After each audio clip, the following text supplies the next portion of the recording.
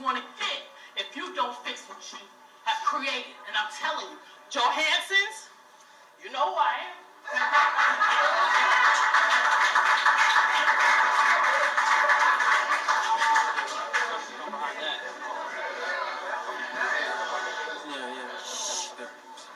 Reginald Johnson, Catherine Street, Peekskill. I just wanted to first say that I support the police, fire, and all of our core employees who do a great job for the city. I do want to inject some facts, and I support the Kylie Center, I support all of our youth, but I just want to inject some facts. I just want to leave people with some thoughts about what needs to be done as opposed to a lot of emotion, and it should be emotional. What's happening today is something that's emotional.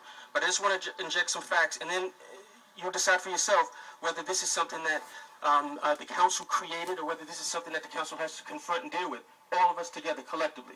So I just wanted to bring this to your attention that you have towns like the towns of East Hampton, Southampton, rich towns who are borrowing to keep their pension system afloat. The same thing with the city of Peekskill. You have the city of Poughkeepsie, which had to lay off 13 workers every year for the last 4 years. We didn't do that here. And contributed $3.6 million to the pension and had to borrow $800,000 in order to make a mandatory contribution to the pension. That's what they had to do. It seems like I'm being very technical here, but this is a lot more than just being emotional. I know on the emotional end you're seeing stuff being cut, and you don't want that. You just want to correct it.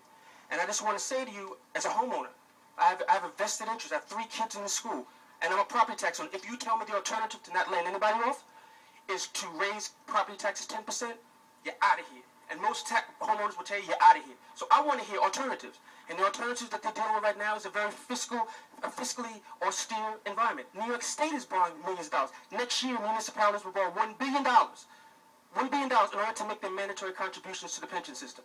I love my police. I love my fire. But we have